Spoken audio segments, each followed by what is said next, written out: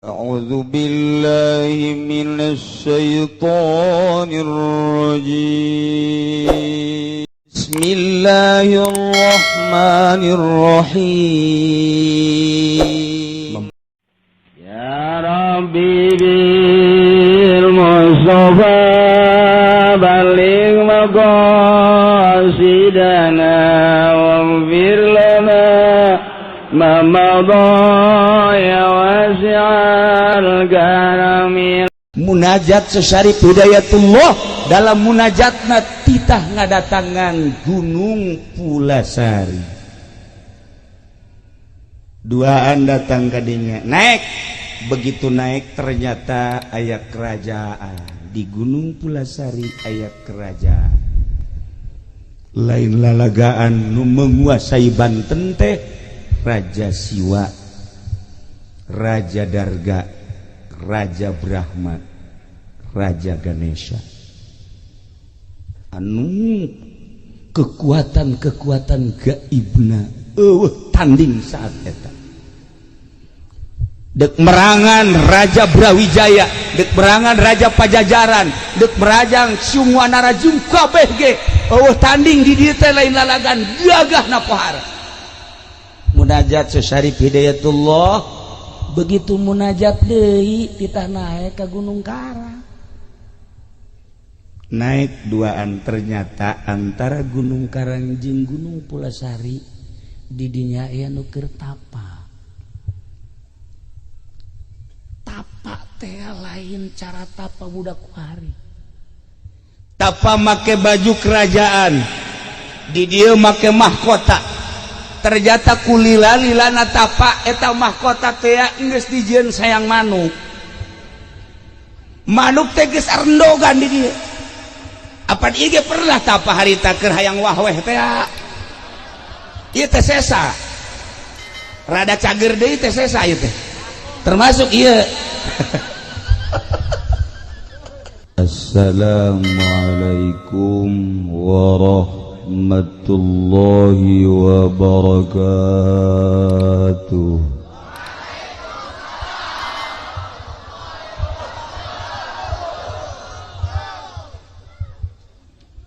Alhamdulillah wassalatu wassalamu ala rasulillah wa ala alihi wa sahbihi wa mawalah, amma ba'du. Faqala Allah ta'ala fil Qur'anil Karim wa huwa asdaqul qailin wa dhakkir fa inna dhikra tanfa'ul mu'minin. Al-ayah. Wa qala an-nabiyyu sallallahu alaihi wasallam innama bu'ithtu liutammima makarimal akhlaq. Al-hadis. Langkung tipayun urang sami-sami nyanggakeun puja sinareng puji ka Gusti Allah anu Maha Suci, nu parantos masihan tina rupa-rupa nikmat ka urang sadayana, terutama nikmat anu kacida pisan ageungna nyaeta nikmat iman sinareng Islam. Sholawat sing lareng salam mugia dilimpahkeun ka junjunan alam Kangjeng Nabi urang Kangjeng Nabi Muhammad sallallahu alaihi wasallam, katut ka para kaluargina oge ka para sahabat-sahabatna rawuh para tabi'in atba tabi'in al-mukarramun para alimil ulama, para asatid, para tokoh masyarakat, wabil khusus kakersana Abah Haji Din, Abah Haji Odam, oge Abah Haji anu dipengkereun simkuring, Abah sahagara Abah Haji Sawitra ta Sawitri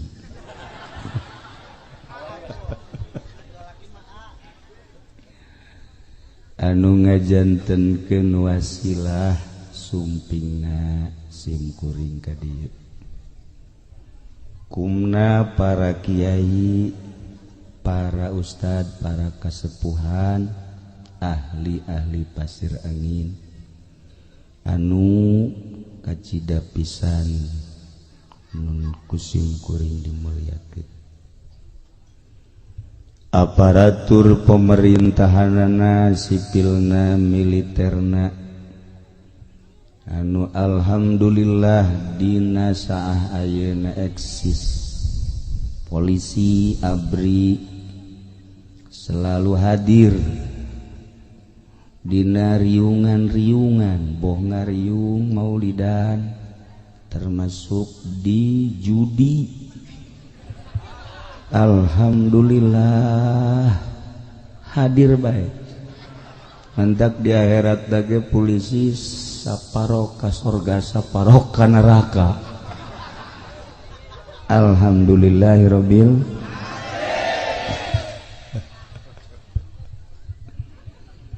terakhir ka panitia penyelenggara PHBI. Alhamdulillah kuasilah kerjasama para panitia, Masya Allah ieu nu hadir lain jelema kabeh meureunnya manya di gunung loba amat jelema ieu asana campur kajian hukum lagi.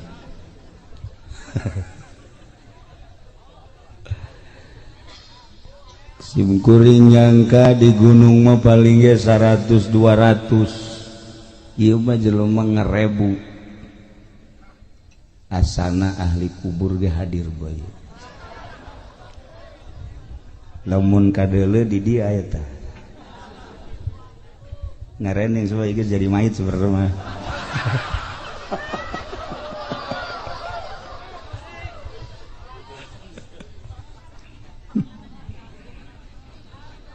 Kalayan inayah ti Gusti Allah, alhamdulillah dina wengi ieu urang sadayana khususna simkuring Masya Allah bisa nyaba ka kampung Pasir Angin.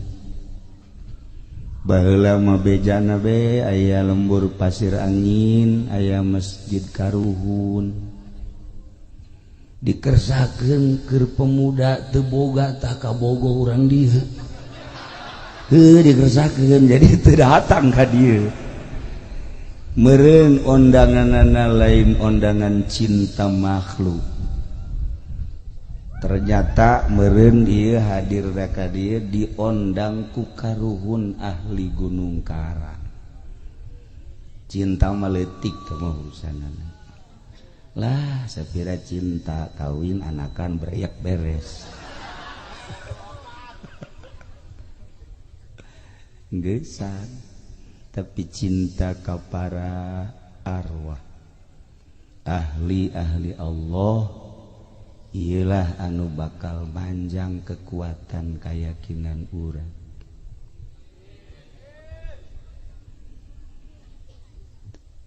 Lamun urang nyaritakeun gunung, Masya Allah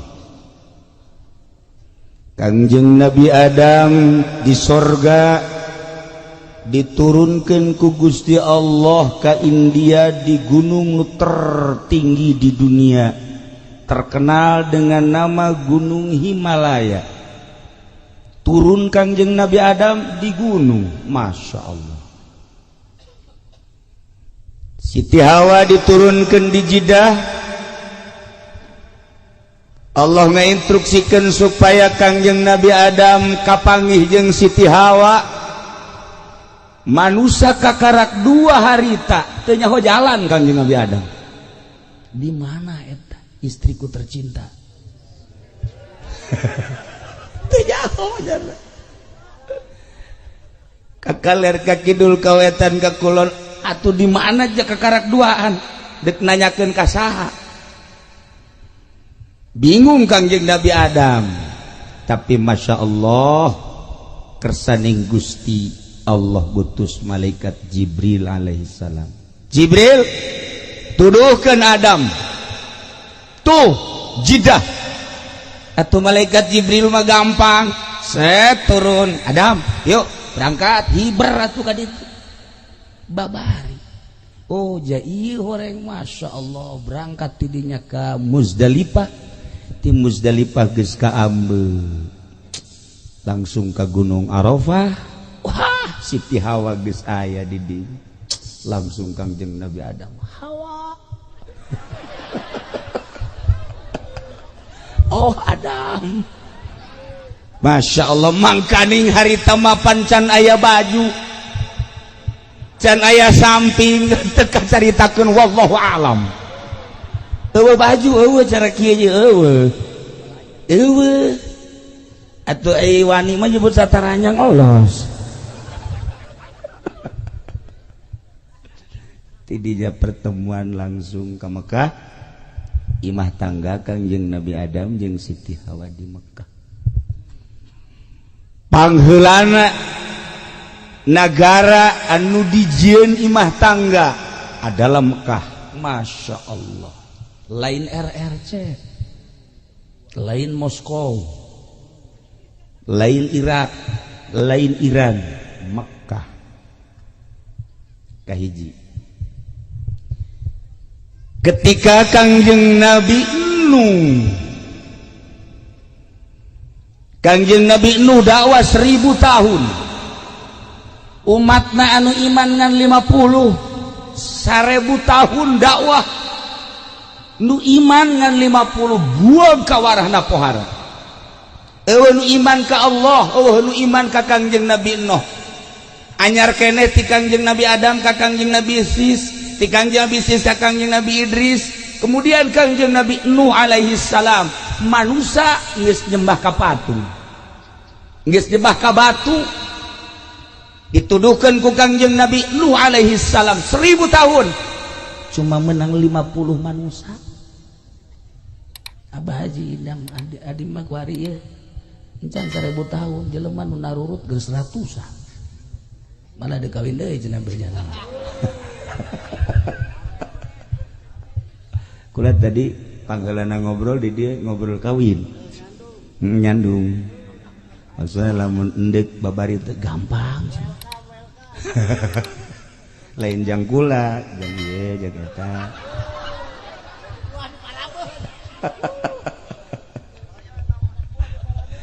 Ngan urang dieuna embungeun. Kangjeng Nabi Nuh diinstruksikan ku Gusti Allah, Nuh nyieun kapal. Nyieunlah Kangjeng Nabi Nuh kapal. Masyarakat kaget, Nuh nanaonan tolol teh jelema nyieun kapal mah nya di lembur. Kapal mah kuduna ge di laut. Ieu mah di tengah-tengah negara nyieun kapal, cai ti mana diseungseurikeun. Gancang carita da makajeun, seungseurikeun ge ieu mah perintah Allah. Kangjeng Nabi Nuh dakwah ngajak lamun hayang salamat milu ka kapal simkuring, lamun embung salamat dikerem bakal. Alah cai ti mana cakaom Nuh mata ye tah.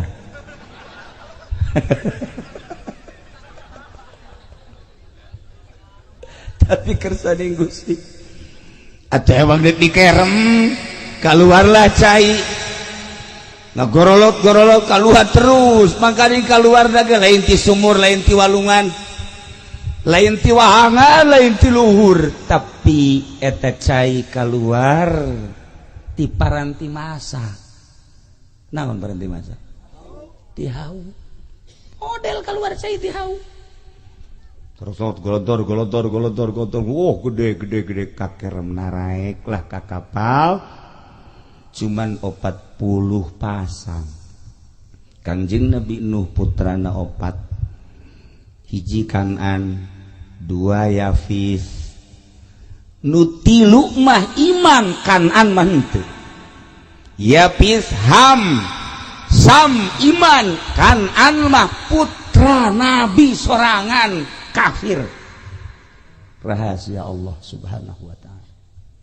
Angkleng-angklengan kapal Kangjeng Nabi Nuh moal rek caritakeun dongeng Kangjeng Nabi Nuh deuk caritakeun ge singgahna kapal Kangjeng Nabi Nuh dina Al-Qur'an dicaritakeun judi di Gunung Judi.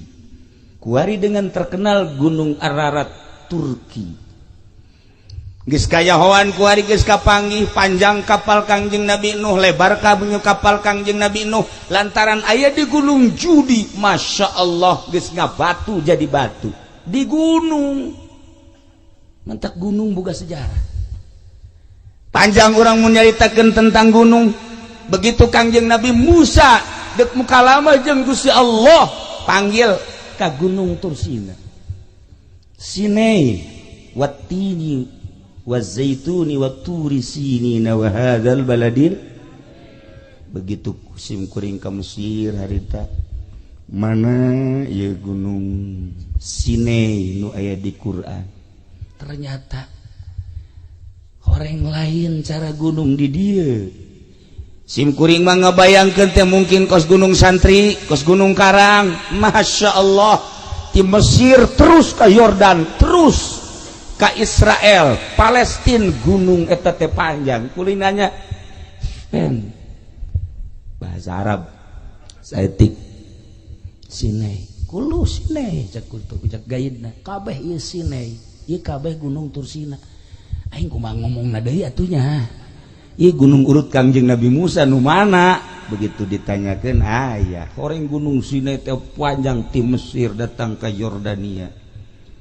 Ngan ayah hiji gunung urut mukalamah Kangjeng Nabi Musa alaihis ketika dipanggil ya Musa ikhla na'laik tidinyalah gunung anu bersejarah Gunung Sinai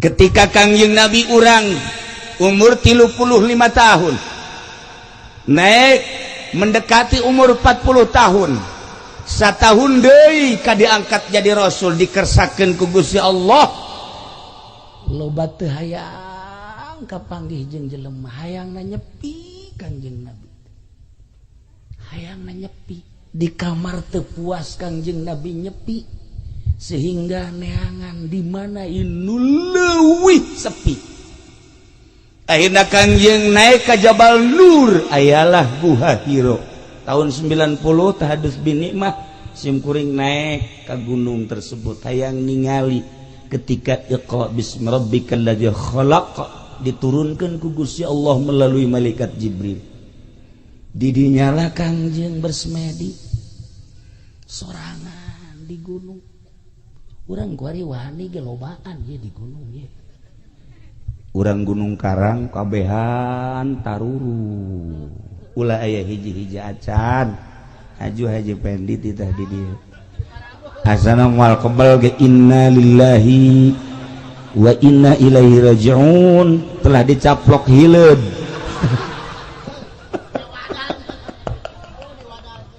geus eueuh jasada eueuh modar emang teu sangar kitu Gunung Karang Masya Allah lain lah laga nah ieu gunung sehingga Kangjeng Nabi bersemedi kholwah ibadah mantep ka Gusti Allah nu ngahalangan tafakur salat Kangjeng meja encan diinstruksikeun pas umur 40 tahun di gunung etalah turun iqra bismi rabbikal ladzi khalaq khalaqal insana min 'alaq iqra wa rabbukal akramul ladzi 'allama bil qalam 'allamal insana ma lam ya'lam gegeter Kangjeng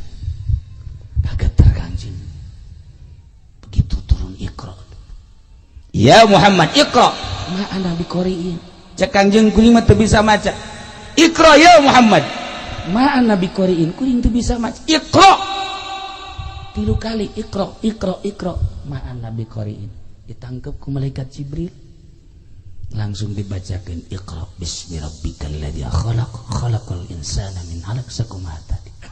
Kangjeng malaikat Jibril naik dari ke langit, Kangjeng Nabi turun ke handap dengan ngegeter diberi wahyu Iqra bismi rabbikal ladzi khalaq. Di gunung turun. Masya Allah. Lamun nyaritakeun tentang pergunungan-pergunungan, begitu simkuring nyaba ka Kiai Zainuddin di Lombok, almarhum Ki Zainuddin langsung Pak tempel jeung simkuring nyaritakeun kieu. Di Lombok gunungnya tinggi-tinggi. Di Jawa banyak gunung tapi gunungnya tidak terlalu tinggi. Untuk di Indonesia gunung tertinggi adalah inilah gunungnya. Gunung tertinggi melambangkan bahwa manusianya tinggi-tinggi. Jakula japarene jelema mah. Japarene. Horenganan luhur ge lain luhur jelemana. Neangan nu luhur jelemana, neangan nu kasep jelemana, neangan nu gagah tanagana ambalaya, tapi horeng hatena mah teu wauheun ka Allah. Tabah jelema leutik nu kos kitu mah paeh jadi seuneu neraka. Dik daraonan neangan nu gagah, dik daraonan neangan anu kasep, dik daraonan neangan anu jekrem, aya teu wauh ka Allah mah. Mantak nu kudu diteangan teh awewe teh nu geulis, nu sugih, nu pinter, nu wau ka Allah. Perasaan tiis kana hate. Geulis aya di nyana, pinter aya di nyana, masya Allah. Turunan aya di nyana. Tarariis wau ka Allah mah. Nawaran kan ka salaki. Ya pan wau ka Allah. Kakak mumpung ora kene jaimah geus teger, mobil geus boga, perusahaan geus aya, Kak atuh laksanakeun ayat Quran fankihu ma tobalakum. Pan aya wau ka Allah mah tarariis kana hate. Masya Allah neng sugan teh neng teu kitu gegeraan sakena atuh mumpung ngara kene ngan lamun kakak kawin kula anterkeun ka bapak. Tah mah tolol. Teu wau ka Allah tah ngaranna nu wau mah moal. Nu wau mah moal atuh nawaran teh ikhlas. Shod ikhlas. Ya kari. Ieu carita gunung. Tahun 1526 mulai Islam nyerang ke Banten. Cuman 1 tahun kekuatan Islam utusan Demak dari 1526 hanya sampai 1527. Tidinya dikuasai deku Hindu. Tarurunlah Portugis, tarurunlah Denmark, tarurunlah Inggris, turunlah Belanda, turunlah RRC, turunlah Saudi Arabia, ngumpul kabeh di Banten. Nuntung nu kumpul kabeh di Banten. Kumpulna di Banten teh teu warau ka Allah kabeh ge. Nu nyembahna ka batu, nu nyembah ka kayu, nu nyembah ka tatangkalan, nu nyembah ka panon poe. Acak-acakan Banten deh. Masya Allah karim. Tahun 1670 Demak ngutus Sunan Cirebon, Sunan Gunung Jati, Syekh Syarif Hidayatullah beserta putrana Syekh Maulana Hasanuddin. Berangkat Syekh Syarif Hidayatullah jeung Syekh Maulana Hasanuddin ti Cirebon ka Banten.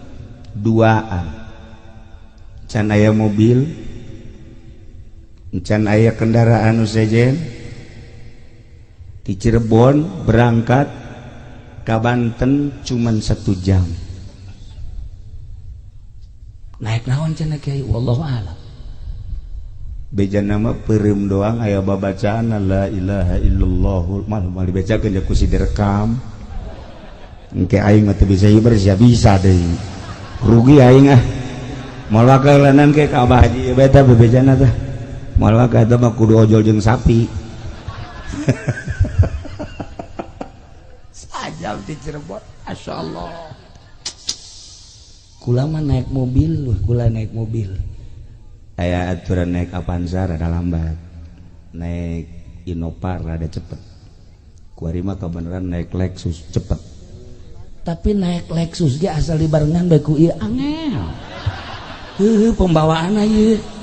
Masyaallah, aneh kula ge. Mata kadang-kadang aya di bawah kumaha teu di bawah kumaha. Nu ukuran ditempuhna kudu 5 jam, ieu mah 12 jam. Bawaan berabe. Iya be ya orang ieu. Kuari ieu. Orang kan memperingati Kangjeng Nabi. Kangjeng Nabi mapan manusia terganteng, terkasep, terpinter.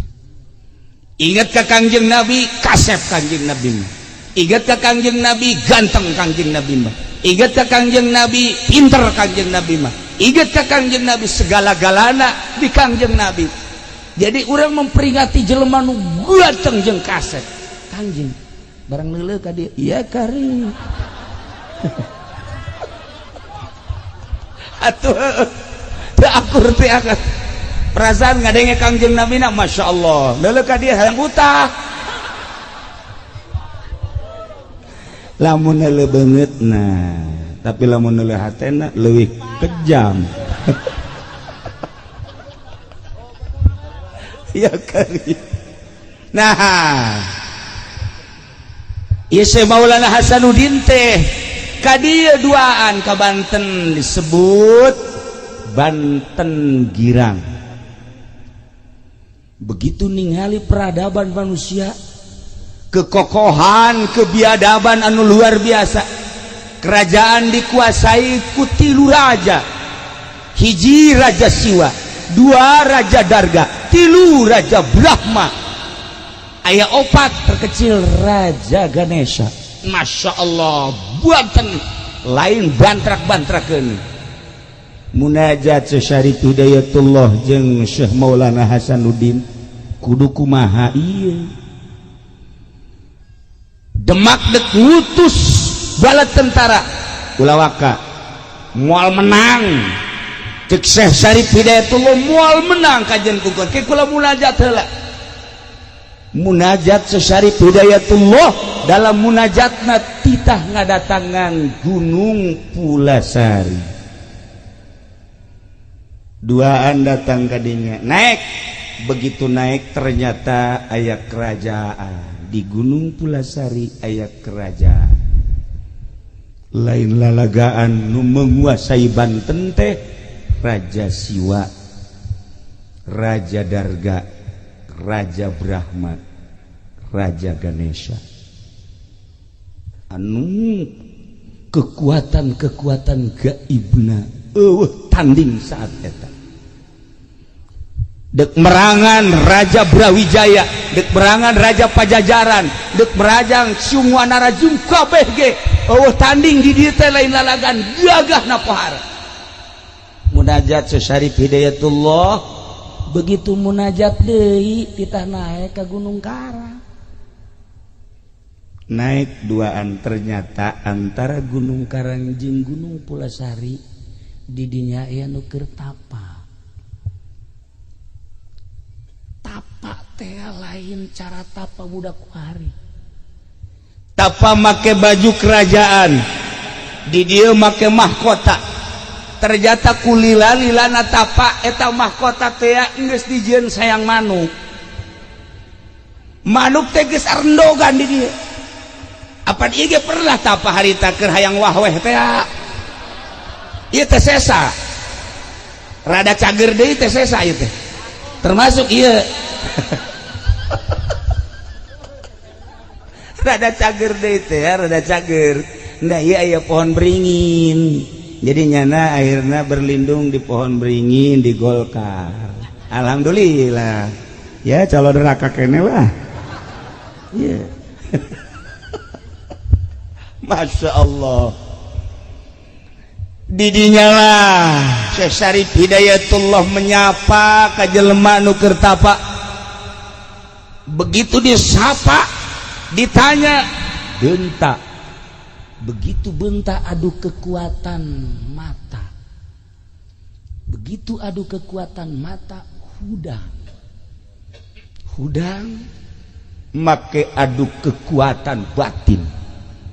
Ternyata teu sakedeung sapoe, 2 poe, 3 poe, 4 poe, 5 poe, 6 poe, 7 poe kakarak tumbang eta nu tapa. Ternyata nu tapa ngaranna Brata Guru Sampang. Brata Guru Sampang eleh ku Syekh Syarif Hidayatullah, tidinya langsung asup Islam. Begitu baca 2 kalimat syahadat, beres baca 2 kalimat syahadat, cik Brata Guru simkuring alhamdulillah menang hidayah, ngan simkuring moal ilu campur tentang Gunung Karang, Gunung Pulosari jeung Banten, simkuring mah erek indit ti dieu ngahiyang tah. Didinya Syekh Syarif Hidayatullah nitah cicing ka putrana nu ngaran Syekh Maulana Hasanuddin. Hasanuddin maneh tapa tah di dieu di batu ieu. Batu ieu ngaranna Watu Gigilang. Hartina Watu Gigilang teh batu anu harerang. Warna batuna semu rada kemerah-merahan. Segi opat batuna dengan disebut cek urang Banten mah pancawarna. Mun hayang nyaho ieu batuna teh. Lain dibikeun. Ieu asal ka Banten dipake ieu batu ieu mah asal teh ka Banten teu. Ulah sambarangan.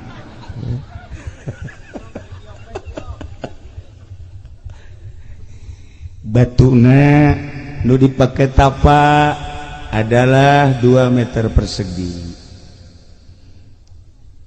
Syekh Maulana Hasanuddin tapa di dinya. Sapoe 2 poe 3 poe teu kacaritakeun sababaraha poena ngan sakieu doang amatna Syekh Syarif Hidayatullah anjeun tapa di dieu hiji datang ka ulah aya nu di aku. Satungtung maneh aya keneh nu di aku, maneh moal bisa ngalehkeun raja-raja Banten. Lamun geus teu di aku kakarak batur bakal nurut.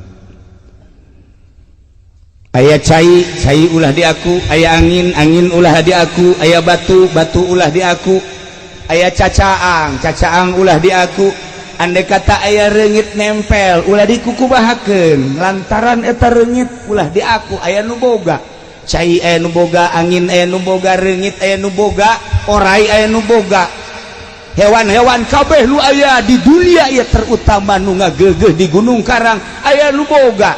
Ketika maneh geus teu ngaku kana sagala rupa nu aya di alam dunia, ieu kabeh bisa dipergunakeun jang perang.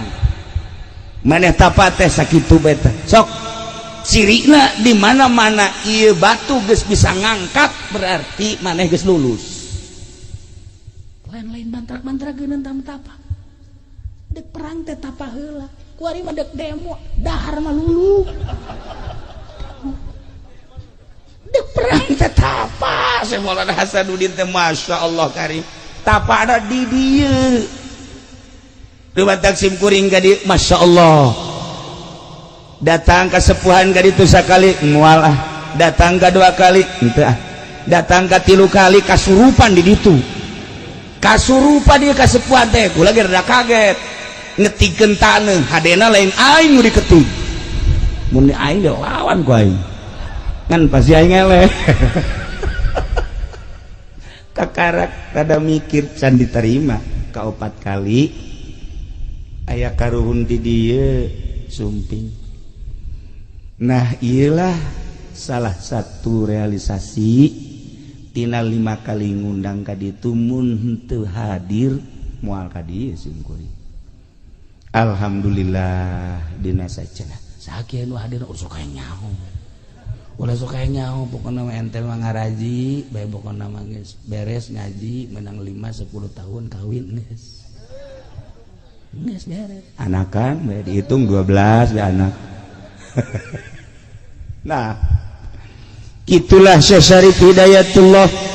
Begitu Syekh Syarif Hidayatullah terus tapa didinya teh Masya Allah nu datang teh berata guru sampang deui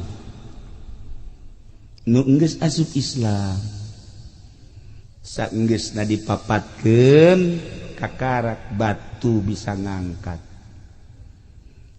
Tiba-tiba Syekh Syarif Hidayatullah datang maneh lulus cung gerak ka Banten girang bawa batu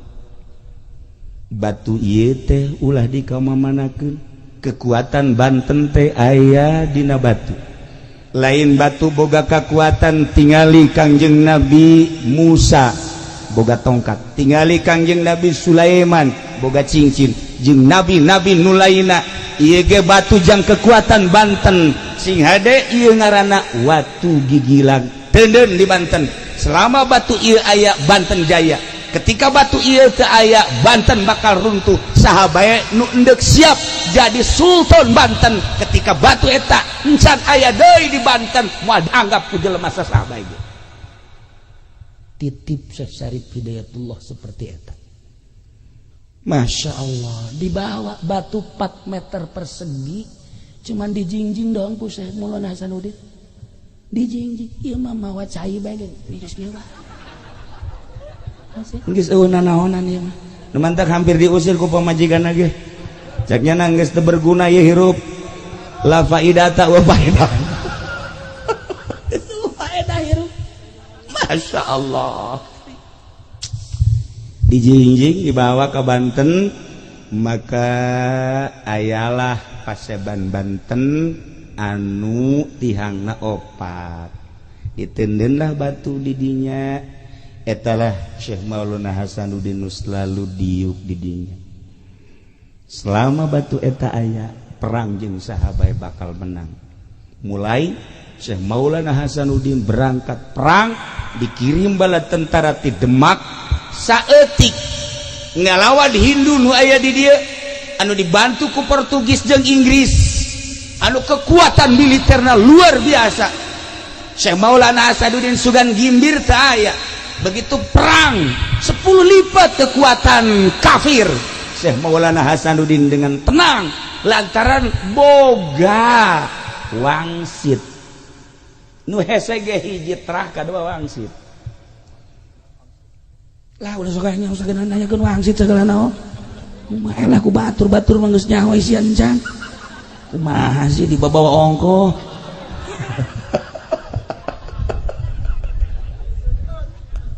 aduh Masya Allah dah begitu ngayakeun perang anu bala tentara militer saeutik ti Demak hampir eleh menghadap ka Gunung Karang cik Syekh Maulana Hasanuddin ya Allah eueuh di aku kusim kuring cai nu Gusti angin nu Gusti batu nu Gusti saat ieu abdi teh dek negakeun kalimah Allah dek negakeun li'ilai kalimatillah la ilaha illallah hayang ngislamkeun Banten dengan tugas di Demak jeung tipun Bapak maka abdi nyuhunkeun pertolongan ti Gusti aya suara hayang make naon angin maka angin dikirim ti pasir angin serius sehingga ada ieu sejarah serius andai kata geus manggi sejarah eta alhamdulillah andai kata insan catat lain lalagaan andai kata aya di sejarah alhamdulillah andai kata eueuh seperti eta bisa dipertanggungjawabkeun walaupun kula kakarak menang habar 2 poe ti urang dieu sarua bae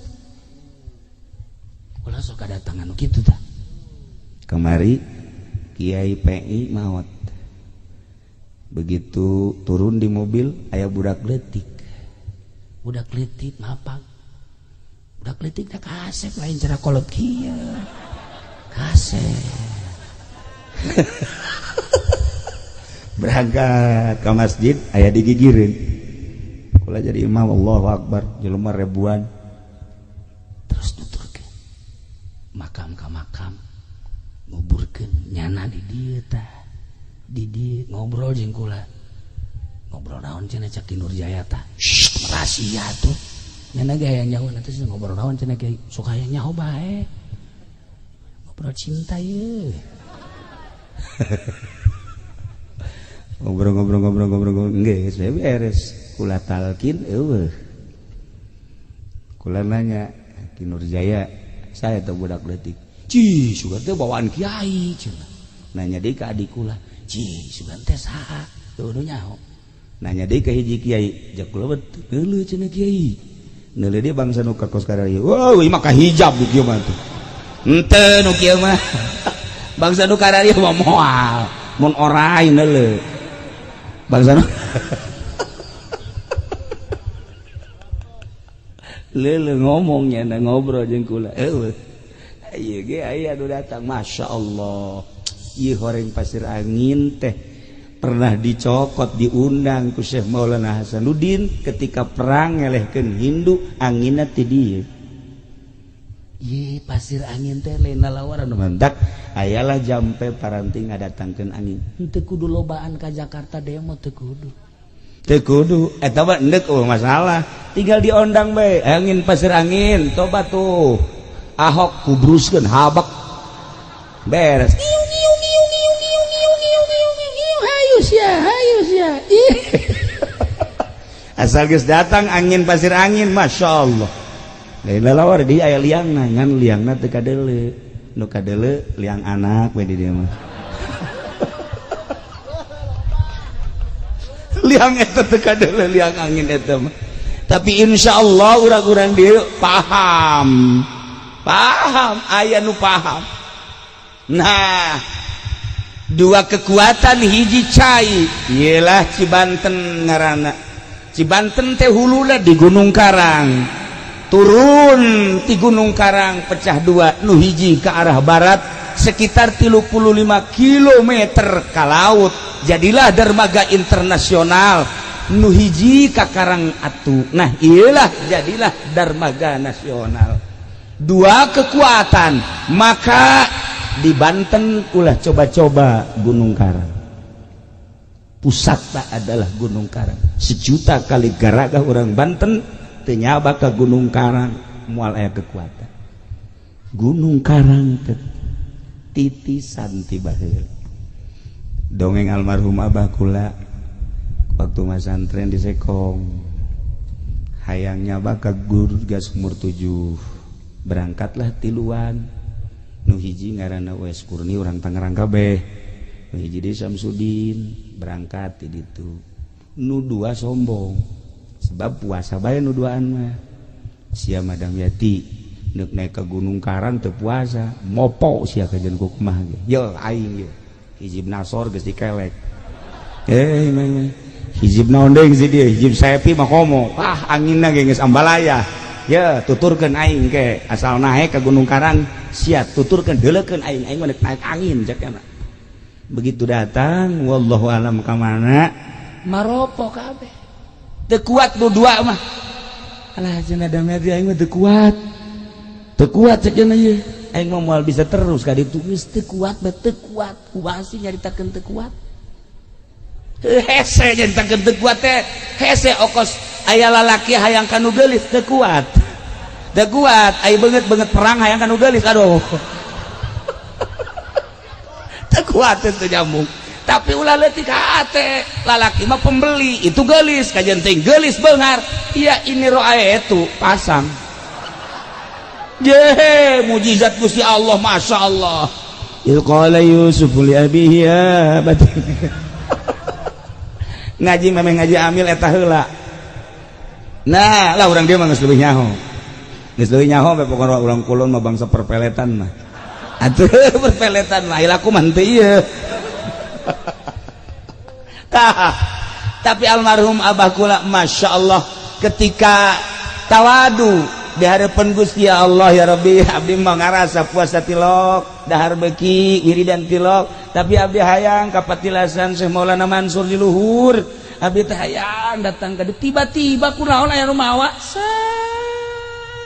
wallahu alam sabaraha menit datang ka luhur teh sorangan ai batur aing eueuh sakieu ieu aing sorangan cai loba sieun ku sebab lo sorangan bae di luhur. Nah, di jamaah tu mandi dan lain sebagainya.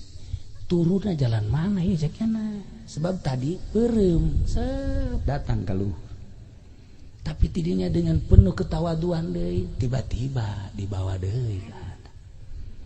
Datang deui ka babaturan keur ngagaloler bae kieu. Masya Allah. Rahasia Gunung Karang.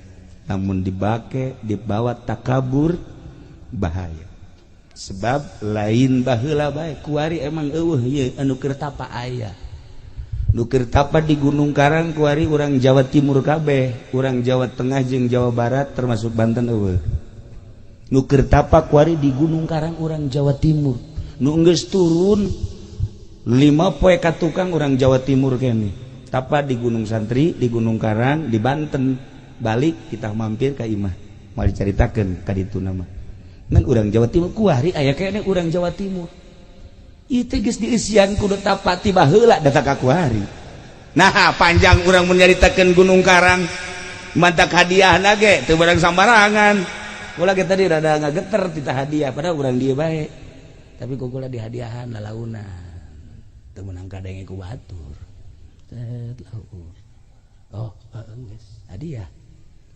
berata guru teh aya bae. Nah, iyalah Banten. Masya Allah, cai bisa digunakan jang perang di dieu mah. Ulah sambarangan angin bisa digunakan jang perang. Ngan nu hese de kuncina nu hese ge teh ngadatangkeun angin kumaha. Lamun salah ngadatangkeun angin, lain bisa pae ke perang, nyanana kena tsunami. Ieu pernah yang ngundang angin. Pernah ngajeledag. Pernah dibawa ke Grogol saya pikirnya. Nah, itulah para jamaah kaum muslimin wal muslimat rahimakumullah ieu Banten mengenai tentang Gunung Karang jeung Gunung Pulasari.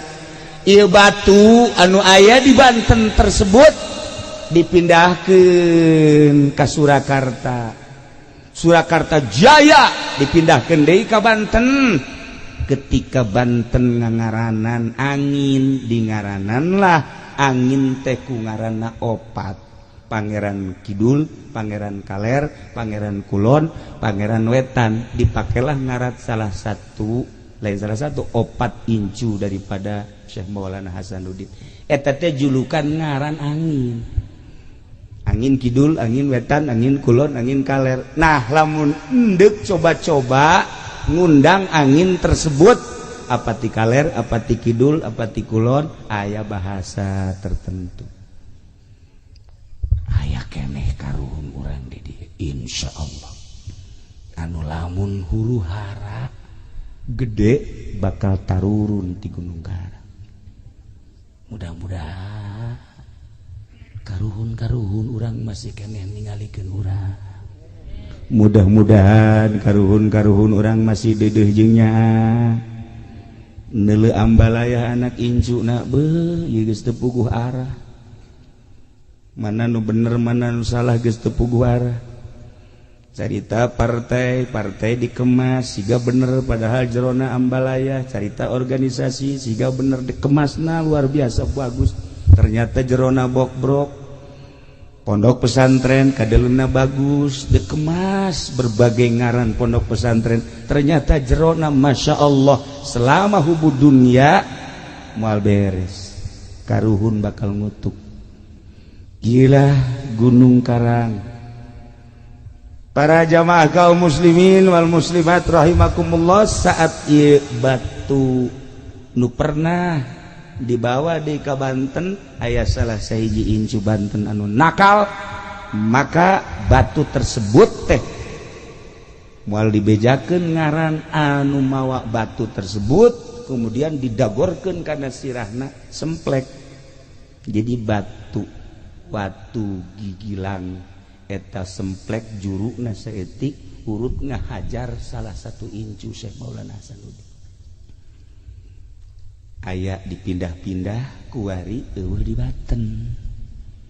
Urang tinggal nungguan batu eta sebab kejayaan Banten tetap terletak tandana di batu eta. Lamun encan aya saha bae nu endek muncul jadi sultan, jadi raja moal bisa. Sebab nu bakal jadi raja di Banten mah tetep tiba heula ge raja wali, wali raja, raja wali, wali raja. Kudu make koma ulah raja wali. Raja wali batu sia atau mah RCTI itu mah raja wali, wali raja. Selain wali mual bisa Banten. Lamun diceritakan tentang bakal keramean Banten dijajah deui ku RRC sebab asli ge Hindu, bakal terjadi. Inggris bakal asup deui ka Banten, bakal. Belanda bakal asup deui, bakal. Cuman tetep nu bakal numpas Arab kene. Percaturan tentang Banten seperti eta selama batu encan muncul deui tetep Banten moal boga kekuatan. Kitulah sejarah ala kadar.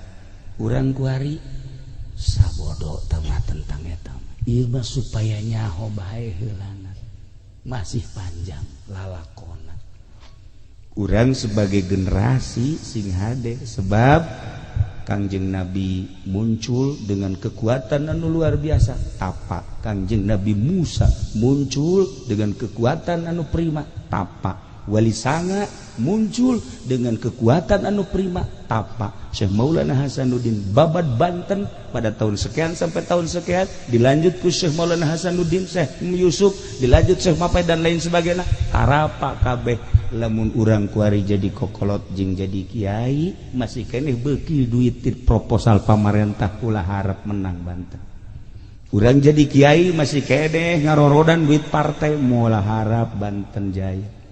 Urang kuari jadi kokolot atawa jadi kiai ustad masih keneh kabombroy jeung kabita ti duit-duit ti haritanu. Wah ajur Banten kajen gua. Ajur sakali deui. Siapa meneruskan mata? Aing mah toser doang.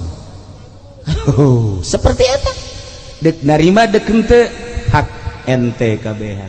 Sekedar sejarah kekuatan Banten dicekel ku ahli-ahli tapak. Urang boga Syekh Mansur, urang boga Syekh Hasnawi. Syekh Hasnawi teh raja Banten. Cuman masdur. Mantap ketika renovasi diberi kewenangan Syekh Hasnawi Caringin. Setelah eta kadieuna teu muncul kembali. Insyaallah engke ge aya. Kuari ge geus daratang ka kula nu negara di sultan. Alah ieu ge hayang jadi raja. Atuh raja koang-koang. Masyaallah karim.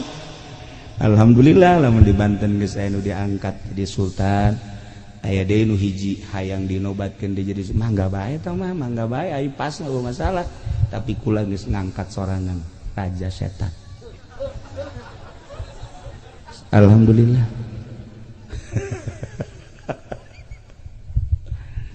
Kanjeng Nabi diutus ke alam dunia teh sakumaha tadi? Inna arsalnaka syahidan wa mubasyiran wa nadhiran wa da'iyan ilallah wa sirajan bi'idnihi wa sirajan munira. Ilain lalakon bantrak-bantrakeun hiji syahidan nyaksian Kangjeng Nabi. Nyaksian teh Kangjeng Nabi mah lain nu sababad, lain anu sazaman, tapi nyaksian teh katukang. Nyaksian ke kaum Kangjeng Nabi Isa, nyaksian ke Kangjeng Nabi Musa, nyaksian sampaikan ke Kangjeng Nabi Adam, masih siap Kangjeng Nabi syahidan jadi saksi. Padahal teu kazamanan. Di mana Al-Qur'an ngajelaskeun dengan mukjizat Al-Qur'an Kangjeng Nabi bisa syahidan. Nomor kedua wa mubasyiran. Mubasyiran teh Kangjeng Nabi mawa berita sorga. Sorga teh batana ge lain menang nyen ti Cisoka lain. lain dikirim di Pandeglang lain bata daget tidak inten permata anu inten mah segede korek api segede korek api miliaran cincin ieu bae ya cincin ieu ya dibikin ge anu daek nah iyalah sorga teh lamun kuari dibocorkeun segede jarum bocor sagede jarum ieu sinarna sinar panon poe bulan bintang surem kabeh ieu sorga bidadarina lamun nyiduh bidadari ka laut amis kabeh lamun sigir bidadari ditololkeun seetik bae ka dieu teu kudu make listrik saangna pohar nu neuk numpakanna sagede kieu terido aing mah terido mun di sorganya nah hiju kos kieu di sorga aja numpakan bidadari protes aing malaikat Ridwan kaluarkeun ieu emang gua terido aing mah panjang potongan ku ieu naekan bidadari da aing mah protes tetep bae lamun beungeut kos kieu atuh boro-boro di sorga kuari ge urang sebel kan meureun ai ka sorga teh nya ge diganti beungeutna lain nu ieu beungeut teh naon atuh beungeut kos kitu sorga ganti casingnya na ganti aduh casing nu ieu mah masyaallah nah iyalah wa mubasysyira bunga Kangjeng Nabi teh rahmatan lil alamin urang nyaritakeun panjang taga ditu ieu mah sebagai rahmat bae ye lamun hayang nyaho rahmat Kangjeng kaistimewaanana dicontohan ku ulama aya hiji ibu ngandung anak begitu ngandung sampailah 8 bulan ketika ngandung nage diatur dahareunna nage dek dahar nu ladak ulah besi kaganggu anak kunya rahmat dek dahar ulah besi anak ngamuk di jero rahmat deudeuh indung kanu jadi anak wahar dek dahar naon bae ge nu diperhitungkeun anak ku di jero masyaallah karim ieu rahmat menang 8 bulan borosot lahir ka dunia diurus ku indungna teu meunang ceuri disusuan susu kurang cai usahanya ngadahar sayur mayur dipencetan supaya kalaluan geus buku bapa nama tuh geus teu kudu dicaritakeun tah mah eta amunisi terus disusuan gede Masya Allah keluar saya ti kade kanu ngasuh ge si ade lalaunan ku deudeuh jeung nyaa indung gede-gede disakolakeun ngaji kebeneran anakna teh awewe sakolakeun balik neng kade nya balik sakola kudu gegeraan balik mama melang ka neng bisi anu ngaganggu bisi anu macem-macem mak lamun neng can datang ka imah mama masyaallah teu ngeunah dahar teu ngeunah nginung kade neng si neng nasi anakna badung emak tidak tahu diri gede kelas genep HP geus boga mulai kelas genep geus SMS-an indung nangan neng ulah osok main HP eta mah aduh pagawean dajal tah bagus kitu mah naon dajal mah dada jeung bujal si emak ulah geus dinasehatkeun anak beuki mangga SMP Badung kita ngaji henteu kita balik henteu sakadaekna bae emakna terus bae nganasehatan sing adeneng anakna kancola begitu datang ke SMA anak teu bisa diatur gandeng cerewet boga emak nyaho ala modern beunana kuari mah geus aya di planet mana emak ortodok hatena geus pohara jasa ka indungna geus mal kebal deui racun ku aing bener diracun emak diracun ngan diracuna lalaunan ke batu ke benge racun menang 2 poe racun deui mana geus oho-ohoan batu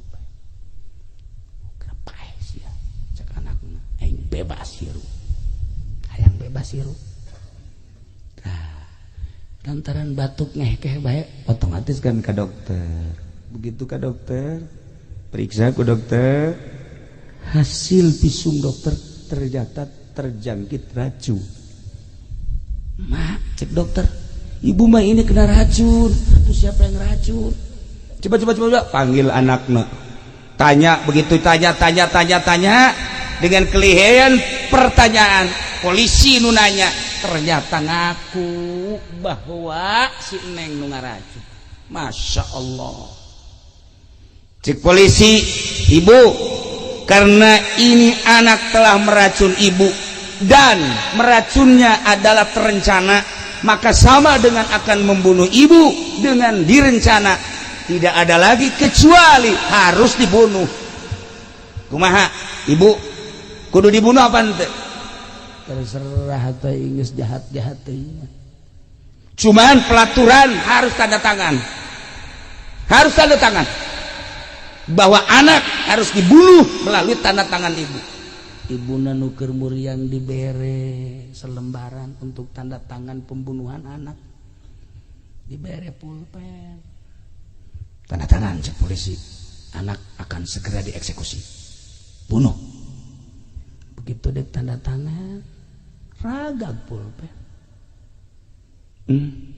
polisi itu anak abdi masa sih ku abdi dihamilkeun ku abdi dilahirkeun ku abdi diasuh ku abdi dididik lamun sampai abdi ngabunuh anak moal abdi kajian teuing anak rek ngabunuh ibu masalah tapi kudu abdi ngabunuh anak moal polisi geus tawa urusan abdi sampai hati kudu abdi tanda tangan dibunuh moal eta rahmat seorang ibu tidak mungkin akan membunuh anaknya ieu rahmat anu gede jasa Kangjeng Nabi mah leuwih tibatan indung nu tadi rahmatna ka umatna bayangkeun nya anak Kangjeng Nabi ketika orang dipanggil saurang-saurang ditimbang amal panggil Haji Pede begitu dideuleup salatna kurang bagus komo husu eueuh jasa puasa kitu kene zakat ilok sama sakali wah geus pupur ieu nih mah cek malaikat ieu bae kudu digusur ka neraka cek Kangjeng Nabi ulah waka di ka nerakakeun kos kieu ge nyana pernah maca salam pernah maca sholawat di hatena aya ngaran aingan cek Kangjeng Nabi geus ulah dideuleuh Haji Pendina emang nyana mah suluh neraka tapi nu dideuleuh Muhammadna ku deudeuh jeung nyaahna Kangjeng Nabi lamun cacak-cacak Kangjeng Nabi polisi mah kuabeh ka neraka atuh bisa belen masyarakatnya polisi mah atuh mana polisi pigeunaheunana coba ge urang teh motor tangkap ku polisi eueuh SIM tilang mantak naon sih jawau Pak sekali-sekali nanti harus hati-hati ya suratnya bawa SIM-nya bawa udah dah sekarang mah karena saya kenal dengan bapak udah saya ampunin aya nu polisi kos gitu di mana aya polisi kos gitu polisi kos gitu mah disembah wae nyana mah ka adina ge nangkep we ka adi ditangkep bapana ge ditangkep we bego jasa tapi di akhirat tetep ka surga polisi ge lamun osok maca shalawat polisi begitu diseret ku balikat malik dibawa ka mana eta iya polisi keheula polisi umat anjeun coba bareng di deuleuh waduh Tito ya nah tapi walawaga diseret sebab aya baca sholawatan cek Kangjeng Nabi hargai kaula leuwihnya akibatan indung kan menjadi anak Kangjeng Nabi mah leuwihnya ulah waka dikanarakakeun ulah geus hargai ieu hampir ka surga kabeh urang rahmatan lil alamin masyaallah komo urang atuh ieu polisi lain abri lain sugih henteu ya ka surga lah jangan lolobana ka neraka mah nu sugih nu teu ka zakat cara si eta aduh polisi anu kejem henteu aya nu teu kejem mah abri anu kejem aya gorege abri teh ya abri teh baheula kieu mah lulu bang wari barang ngaji ka Cilongok sadar nya alhamdulillah Iya insaf ya. Sesosokna lain lalagaan tuh. Baheula mau cek. Bari mah aman ya. Sorga ada apa ya, tenang ya Pak. Iya. Udah nanti dilempar sama malaikat, jangan jatuh aja ya. Ya Karim. Nah iya urang teh akan diuk di dieu teh harapanna hayang menang rahmat Kangjeng Nabi Muhammad sallallahu alaihi wasallam. Ngandelkeun salat urang pimanaeun, ngandelkeun puasa urang pimanaeun, ngandelkeun zakat urang pimanaeun, haji urang pimanaeun. Salat bah salat, tapi kan kaayaan salat urang kos ge paingan Kangjeng Nabi ngasupkeun manusia, ngasupkeun umat ka surga lain ku amal, tapi ku rahmatna, ku fadlna. Masya Allah, mantap kurang kumpulna di dia. Mudah-mudahan urang kasorot ku rahmat Kangjeng Nabi Muhammad sallallahu alaihi wasallam. Kangjeng Nabi emang maut atuh henteu, boro-boro kangjeng para aulia Allah ge teu maraot. Emang ieu dihadu hadir di dia emang jelema kabeh atuh lain. Maksudna jelema nu hirup atuh nu gaib ge atuh araraya. Hirup tan dadadaya ngarembang. Hadir komo kangjeng ketika disalamat. Assalamualaikum ya Rasulullah. Kangjeng atuh ngajawab waalaikumsalam. Sahasieun salam. Murang maca sholawat. Allahumma sholli ala sayyidina Muhammad wa ala ali sayyidina Muhammad. Kan lamun ikhlas bagus kaseungit ka ambeuna ku kangjeng. Lamun urangna kotor, datang mah datang kan bau. Malaikat kan gitu, malaikat. Urang membaca Quran di jero hate, urang maca Quran keluar, maca zikir di jero hate. Teu nyahoeun kan malaikat bahwa urang keur maca naon, ngan lantaran ikhlas seungit. Malaikat ge seungit. Mendak hadamna malaikat seungit. Mendak para wali hadamna malaikat seungit ka ambeuna. Barang ambe ieu. Cek malaikat Masya Allah jurig bararau kamu tuh malaikat. Udah lamun zikir ya di masjid, udah zikir atau wiridan atuh kaambe ku malaikat. Kumaha ikhlas jeung henteu bagus jeung henteu bakal kajahoanana engke, tapi di dunia kene kajawan efek-efek tina wirid-wirid urang jeung ibadah-ibadah urang. Para jamaah kaum muslimin wal muslimat rahimakumullah, sakali deui moal dicaritakeun kabeh tadi mubasysyiran wa nadhira wa da'iyan ila Allah. Nah, ieu mah Kanjeng Nabi wa ma arsalnaka illa rahmatan lil alamin. Alam teh masih wallah, tangkal kayu alam Kangjeng rahmatan lil tangkal kayu. Laut alam Kangjeng Nabi rahmatan lil laut. Batu alam Kangjeng Nabi rahmatan lil batu. Hewan-hewan nu aya di dunia ki alam Kangjeng Nabi rahmatan lil hewan. Mantak lamun urang geus kasorot ku rahmat Kangjeng Nabi, urangna geus mantap ka Gusti Allah, urang bisa berbicara jeung batu jeung tangkal kayu. Lamun Syekh Mansur bisa ngobrol jeung maung, komo Tuan Syekh Abdul Qadir mah lain bae jeung maung jeung lauk-lauk bisa ngarobrol. Mun Syekh Maghribi bisa ngobrol jeung seluruh hewan-hewan. Lamun Syekh gitu Syekh Ahmad Kabir Rifai bisa ngobrol jeung nu gararaib. Atuh kuari ge sarua para aulia Allah teh bisa ngarobrol. Ieulah rahmat Kangjeng Nabi. Datang ke mana? Urang karahmatan ku Kangjeng Nabi na. Karahmatanna datang ke syariat, urang di makom syariat. Datang ke mana? Karahmatan ku Kangjeng Nabi na. Rahmat Kangjeng Nabi na datang ke thariqah, urang aya dina rahmat thariqah. Kangjeng Nabi rahmatna nyulusup ka sirrun min asrillah, urang aya dina makom hakikat. Rahmat Kangjeng teh aya di makom hakikat. Kitulah para jamaah kaum muslimin wal muslimat rahimakumullah. Malam ieu urang aya di dieu kumpul dalam rangka ngagungkeun ka Kangjeng Nabi urang Kangjeng Nabi Muhammad sallallahu alaihi wasallam, dicatat ku malaikat leuwih-leuwih ku Gusti Allah. Mudah-mudahan kumpulna urang di dieu dijadikeun umat Kangjeng Nabi Muhammad sallallahu alaihi wasallam. Belah dieuna urang dihijikeun jeung guru urang nu saleh jeung para aulia-aulia Allah, belah dituna urang jeung Kangjeng Nabi urang. Saha anu teu indah ketika di akhirat engke bakal aya bendera. Wasiqal ladzina taqau ila jannati zumara. Jaba nu takwa bakal digiring ka surga ila jannati zumara.